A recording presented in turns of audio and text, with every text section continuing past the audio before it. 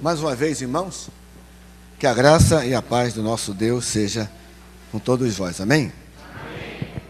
Irmão, vamos ler para a nossa meditação breve nessa noite, conforme Paulo escreve aos irmãos de Éfeso, carta aos Efésios, capítulo 2, versos de 1 a 10. Efésios, capítulo 2, de 1 a 10. Em reverência à palavra do Senhor, fiquemos em pé para a leitura do texto sagrado.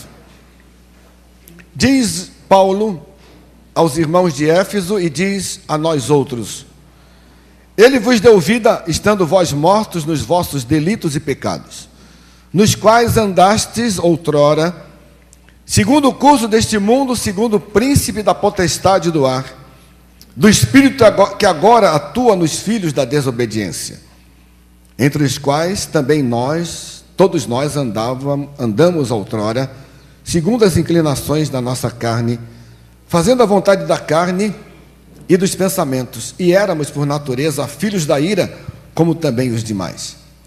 Mas Deus, sendo rico em misericórdia, por causa do grande amor com que nos amou, e estando nós mortos em nossos delitos, nos deu vida, juntamente com Cristo. Pela graça sois salvos. E, juntamente com Ele, nos ressuscitou e nos fez assentar nos lugares celestiais em Cristo Jesus, para mostrar nos séculos vindouros a suprema riqueza da sua graça, em bondade para conosco em Cristo Jesus. Porque pela graça sois salvos, mediante a fé. E isto não vem de vós, é dom de Deus, não de obras, para que ninguém se glorie, pois somos feitura dele, criados em Cristo Jesus para as boas obras, as quais Deus de antemão preparou para que andássemos nela. Amém? Senhor, muito obrigado pela tua palavra, na qual conhecemos a verdade, palavra essa que é viva e que é eficaz. E nós pedimos ao Pai, em nome de Jesus Cristo, o Senhor, que venha nos falar através da Tua palavra, e que essa palavra venha de encontro às nossas necessidades. Senhor, muito obrigado, porque o Senhor tem sido pródigo para conosco, e tem suprido as nossas necessidades.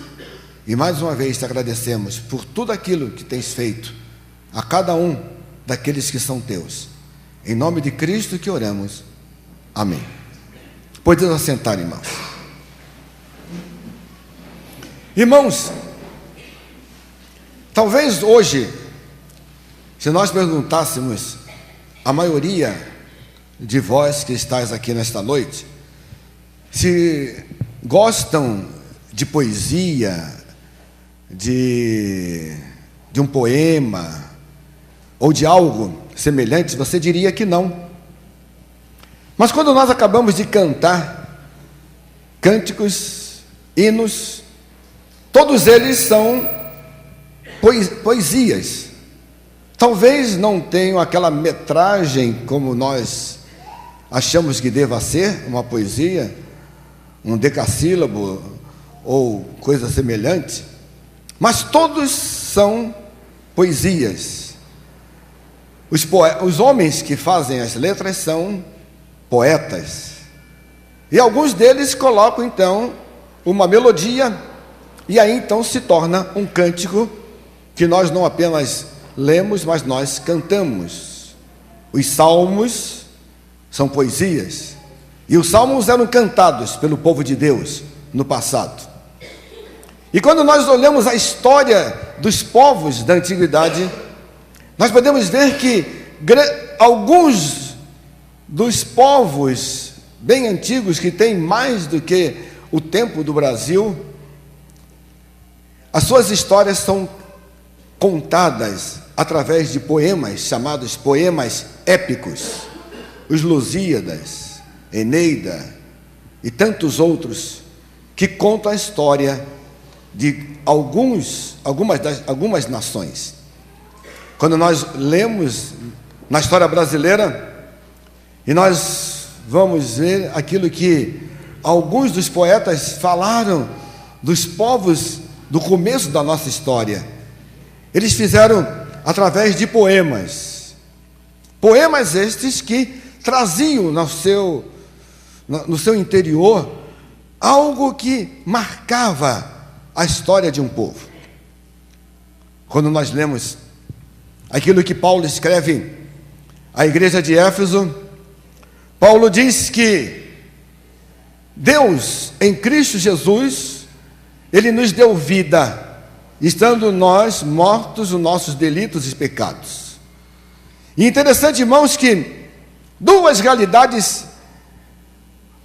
atravessam toda a história bíblica: morte e vida. E a palavra de Deus fala de pessoas que nascem duas vezes e morrem uma, e outras que nascem uma vez e morrem duas. Pessoas que nascem duas vezes e morrem apenas uma, e pessoas que nascem uma e morrem duas. O texto que nós acabamos de ler é um texto calvinista. Calvinista porque fala daquilo que Deus em Cristo realizou por nós. E por isso, então, no verso 10, Paulo fala uma realidade, quando ele diz: pois somos feitura dele, criados em Cristo Jesus para as boas obras, as quais Deus de antemão preparou para que andássemos nela. Somos feitura de Deus. O crente, o salvo, é feitura. E a palavra no grego é poema. Nós somos o poema de Deus. Deus está compondo um poema. Deus está fazendo um poema. Deus está contando a história. E Ele conta a história através do homem. Esse homem que, como nós lemos no Salmo 139, verso 13, o salmista diz: pois tu me formaste o meu interior, tu me teceste no seio da minha mão. Quem fez? Não foi um homem que fez. Apenas o homem foi instrumento nas mãos de Deus, para que ele pudesse trazer à vida alguém, mas alguém que foi formado no interior, no ventre de uma mulher, aquilo que Deus estava realizando, aquilo que Deus estava fazendo. Por isso, irmãos, quando nós lemos a palavra de Deus, nós podemos ver que as Escrituras Sagradas, elas mostram essa realidade, essa beleza literária de Deus. E Deus usa, então, através de Paulo essa expressão, que nós somos o poema de Deus, feitura de Deus, poema de Deus. Você é um poema de Deus. Sua esposa, seu esposo, poema de Deus. Seus filhos são poemas de Deus. Mas uma coisa interessante: muitas vezes nós não nos vemos como poemas de Deus. E por isso muitas vezes nós reclamamos daquilo que Deus está fazendo e realizando. Muitas vezes nós não achamos que aquilo que Deus tem feito é o melhor. Mas eu digo, aquilo que Deus tem feito na sua vida é o melhor. Porque o poema de Deus, que Ele está compondo através de você, é o melhor. Nós somos o poema de Deus. E é isso que eu quero falar. Somos o poema de Deus. O poema de Deus. Primeira lição que nós podemos ver no texto que acabamos de ler é a origem do poema. A origem está em Deus.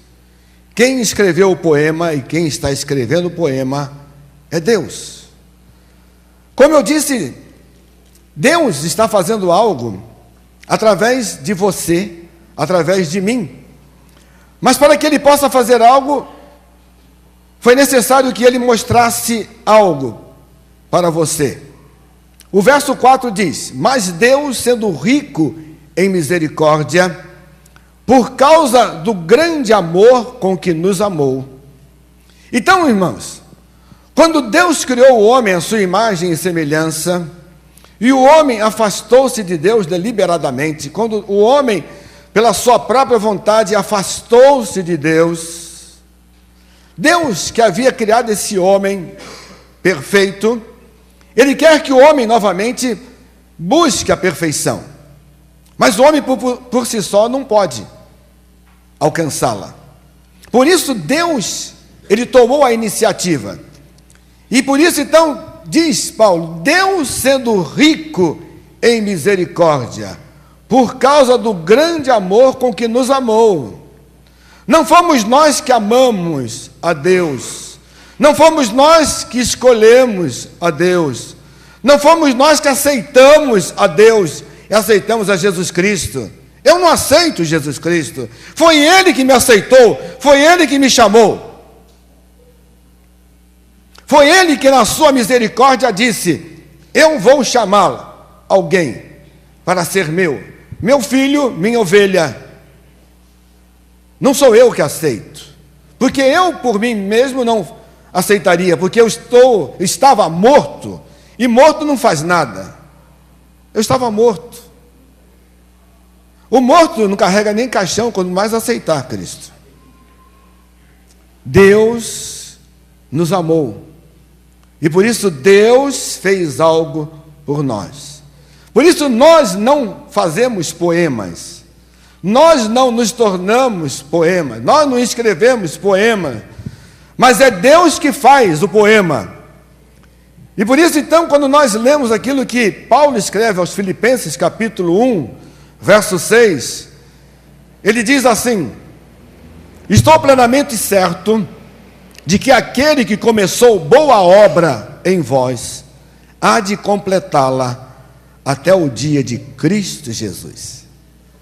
Olha só, irmãos, Paulo estava certo, ele tinha consciência dessa realidade, de que aquele que começou a escrever o poema, haveria de completar o poema até o dia de Cristo.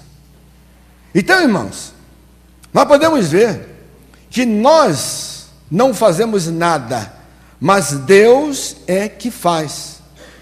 Mas você poderia dizer: mas eu tenho uma vida cristã, eu procuro ter uma vida conforme a vontade de Deus. Em outras palavras, eu procuro ter uma vida santificada, eu procuro ter uma vida separada, eu procuro ter uma vida conforme a vontade de Deus.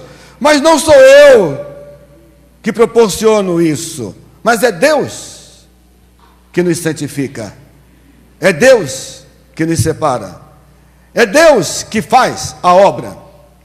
Eu, em toda a realidade de Deus, ao compor o poema, eu sou passivo, é Deus que é ativo, porque nós por nós mesmos nunca faríamos nada conforme a vontade de Deus, porque a nossa índole é má, nós somos maus, nós somos perversos, nós somos ruins. É como diz Isaías, nós somos como trapo de imundícia. Nós só somos algo quando Deus começa a realizar algo na sua vida, na minha vida, na nossa vida. Por isso, irmãos, nós temos que ter consciência dessa realidade, de que Deus está fazendo esse poema, e esse poema é a obra-prima de Deus, é a obra que Deus está realizando no mundo, na sua vida, nas nossas vidas, para que o mundo veja que esse Deus, que aí está, é um Deus de graça, é um Deus de misericórdia, é um Deus de amor, é um Deus de bondade, mas é um Deus que quer fazer neste mundo algo diferente. Por isso, quando Paulo escreve aos irmãos de Corinto, na sua segunda carta, no capítulo 3, verso 2 e 3, ele diz: vós sois a nossa carta escrita em nosso coração, conhecida e lida por todos os homens, estando já manifestos como carta de Cristo, produzida pelo nosso ministério, escrita não com tinta, mas pelo Espírito do Deus vivente, não em tábuas de pedra, mas em tábuas de carne, isto é, nos corações. O poema que Deus está escrevendo é o poema que não é escrito com tinta, mas é o poema que está sendo escrito pela instrumentalidade do Espírito Santo. Não é escrito num papel, numa pedra, mas é escrito em tábuas de carne, que é o coração, o seu coração, o meu coração. Mas esse poema não é para ficar escondido. Esse poema é para ser lido e conhecido por todos os homens. Deus escreve o poema, que é a sua vida, uma vida separada, uma vida santificada, uma vida que você deve viver conforme a vontade dele, para que o mundo possa ver que esse Deus não é um Deus que criou as coisas e foi embora, mas é um Deus presente, é um Deus atuante, é um Deus que trabalha, é um Deus que faz, é um Deus que a cada momento está escrevendo a história, a sua história, a nossa história, o poema. Nós somos o poema de Deus. Mas nós somos o poema de Deus que é escrito de uma forma muito interessante. Por isso Paulo diz que esse poema não apenas tem a origem em Deus, mas esse poema está sendo escrito a cada instante, a cada momento, através de algo. Por isso ele diz, pois somos feitura, pois somos o poema dele, criados em Cristo Jesus. O poema é escrito em Cristo Jesus. E uma coisa interessante, irmãos, é que nós temos que ter em mente isso. Quem é que salva? Não é igreja que salva, não é um ato humano que salva.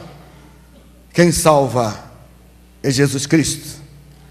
Jesus Cristo salva, e Ele faz algo. Quando Ele nos salva, Ele diz, Lucas, escrevendo o livro dos Atos dos Apóstolos, capítulo 4, verso 12, porque diz, não há salvação em nenhum outro, porque abaixo do céu não existe nenhum outro nome dado entre os homens pelo qual importa que sejamos salvos. Deus estava em Cristo, reconciliando consigo o mundo, e essa reconciliação, ao que nós chamamos de salvação, adoção, transformação de vida.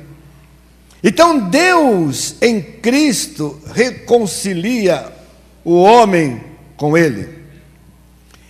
O mesmo Jesus Cristo que estava na criação de todas as coisas, se nós olharmos Gênesis capítulo 1, lá está Pai, Filho, Espírito Santo.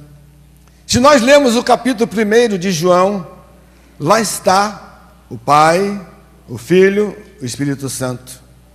O Pai planeja, o Filho executa, o Espírito sustenta. O Filho é que tem a responsabilidade, dentro do conselho da divindade, de fazer com que o homem seja reconciliado com Deus.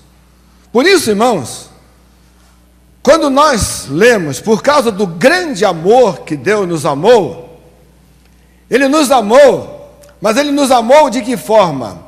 Ele nos amou em Cristo, em Cristo. E quando nós lemos aquilo que João, escrevendo no seu Evangelho, no capítulo 15, o verso 13, nós encontramos as tais palavras: ninguém tem maior amor do que este, de dar a alguém a própria vida em favor dos seus amigos. Ninguém tem maior amor do que este, de dar a alguém a própria vida em favor dos seus amigos. Por isso que o Senhor Jesus diz que não mais chamava aqueles que estavam com ele de servos, de conservos, mas dizia: vós sois meus amigos. Ele não dá a vida por qualquer um, mas ele deu a vida por aqueles que são seus amigos. Por isso, então, irmãos, quando nós olhamos o que Paulo também escreve na sua carta aos Romanos, capítulo 5, os versos 6 e 7, porque Cristo, quando nós ainda éramos fracos, morreu a seu tempo pelos ímpios. Dificilmente alguém morreria por um justo, pois poderá ser que pelo bom alguém se anime a morrer. Mas Deus prova o seu próprio amor para conosco, pelo fato de ter Cristo morrido por nós, sendo nós ainda pecadores. Irmãos, nós somos o poema de Deus, e Deus está escrevendo o seu poema, que sou eu, que é você. Mas esse poema não é escrito de qualquer modo, de qualquer maneira. Esse poema é escrito mediante aquilo que Cristo fez por nós. Por isso que esse texto que nós lemos de Efésios, capítulo 2, apenas esses 10 versos, 3 vezes, verso 6, verso 7, verso 10, diz: em Cristo, em Cristo, em Cristo. Essa expressão em Cristo é o antídoto contra a soberba espiritual do homem, mas ao mesmo tempo é um antídoto contra a depressão espiritual do homem. Muitas vezes nós nos tornamos soberbos, nós achamos que somos os melhores, mas nós nos esquecemos que se algo eu sou, é porque em Cristo Deus fez algo.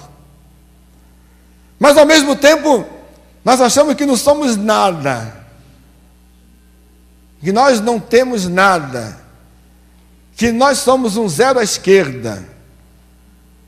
Saiba que você é o poema de Deus. Não fique deprimido, mas agradeça, porque Deus em Cristo está escrevendo o poema, a sua vida.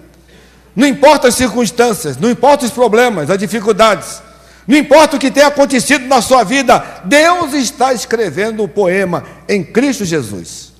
E o poema é você, sou eu, somos nós.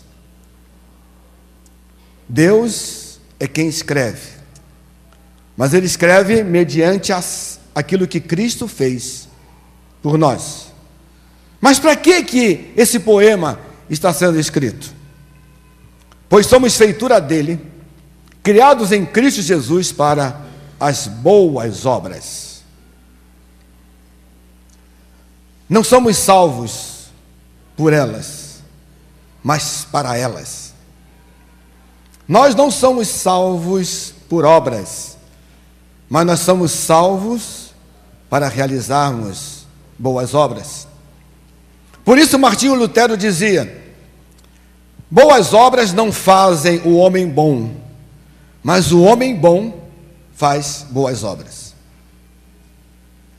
Se você fizer determinadas coisas, não vai torná-lo melhor do que você é. Mas porque você é o melhor em Cristo, aí você vai realizar boas obras. E por isso então é que Paulo, no verso 6 do capítulo do texto que nós lemos, diz: e juntamente com ele nos ressuscitou e nos fez assentar nos lugares celestiais em Cristo. Paulo diz que Deus olhou para você e Ele em Cristo chamou-o, Deus em Cristo o ressuscitou, para que você não tivesse a segunda morte, que não morresse a segunda vez, e morresse apenas uma. E aí então Ele fez com que você se assentasse nos lugares celestiais. Nós que estamos perdidos, nós que éramos trapo de imundície, nós tivemos uma mudança radical. Nós saímos do sepulcro fédido, um sepulcro com um cheiro desagradável, e nós agora estamos assentados nos lugares celestiais. E aí então, quando Paulo diz que nós devemos realizar as boas obras, interessante, realizar as boas obras, a palavra realizar, ela tem uma conotação de andar em boas obras. Não é apenas você fazer algo e deixar, mas é você estar continuamente fazendo aquilo que é boas obras, ou aquilo que é melhor, segundo a vontade de Deus. E essa palavra significa viver, praticar. Por isso, então, irmãos, quando nós olhamos para essa realidade, nós podemos nos lembrar de um filósofo, um dos pais da filosofia, Aristóteles. E Aristóteles criou uma escola filosófica. E essa escola filosófica tinha um nome muito interessante, era Escola Filosófica Peripatética. Essa palavra peripatética significa alguém que gosta de andar, alguém que tem gestos e expressões exageradas. A palavra que Paulo usa é a mesma palavra que Aristóteles usava, peripatel. Dali vem peripatético. Significa alguém que está andando, alguém que está vivendo, alguém que está realizando. Aristóteles tinha o costume de ensinar andando, gesticulando, mostrando aquilo que ele ensinava. Nós fomos chamados em Cristo para realizar boas obras. Não é que você vai fazer boas obras, mas que você vai andar em boas obras, em Cristo Jesus. E você andando em boas obras vai mostrar ao mundo aquilo que Deus fez por você. Por isso, então, irmãos, nós vamos vivendo, e nós vamos realizando, e nós vamos mostrando, e nós vamos nos aperfeiçoando nas boas obras que Deus preparou para que andássemos nela. Interessante que Paulo nos está dizendo que nós vamos ter que fazer as boas obras, mas diz, nós fomos criados para as boas obras, as quais Deus de antemão preparou para que andássemos nela. Não está dizendo que eu vou praticar boas obras, mas as obras que Deus já realizou, Ele nos oferece a oportunidade para que nós possamos andar nelas. Nós vamos andar, nós vamos estar vivendo, nós vamos estar praticando aquilo que Deus já fez por nós. Por isso, irmãos, o Evangelho, as boas novas de salvação em Cristo, restaura-nos com Deus, aproxima-nos do semelhante, e aí então nós mostramos no nosso viver, junto com aqueles que estão ao nosso lado, junto com aqueles com quem nós convivemos diariamente, no nosso trabalho, na escola, no lar, na igreja, que as boas obras que Deus já as fez, nós estamos vivendo nelas, em Cristo Jesus, porque Deus as fez por nós. Por isso, então, irmãos, Deus preparou lá na eternidade uma vida diferente para os seus poemas. Não é agora que Deus está fazendo, mas foi lá na eternidade. Por isso que ele diz que nós estávamos lá e ele fez algo por nós. Foi lá na eternidade. Ele preparou uma vida. Mas interessante, irmãos, é que Deus não força nada. Deus não força ninguém. Assim como Deus deu a liberdade aos hebreus, quando saíram do Egito, para que eles andassem conforme a vontade do Senhor, conforme o plano do Senhor, e eles sentiram saudade dos temperos e dos condimentos do Egito, e lá eles eram escravos. Deus também não força você a ser um poema. Ele não força. Mas se Ele te chama, ande, faça o melhor. Não tenha saudade dos tempos de outrora. Não tenha saudade do sepulcro onde você estava. Não tenha saudade da vida que você vivia antes que Cristo te chamasse. Não tente voltar atrás, porque a volta é pior. É muito pior. Mas que você continue na caminhada, sabendo que você é um poema que está sendo escrito por Deus, mediante aquilo que Cristo fez por você. E você vai andar com toda a segurança, altaneiramente, como diz lá Abacuque, andar altaneiramente. Você vai andar com a cabeça erguida, porque agora você foi restaurado, transformado por Deus.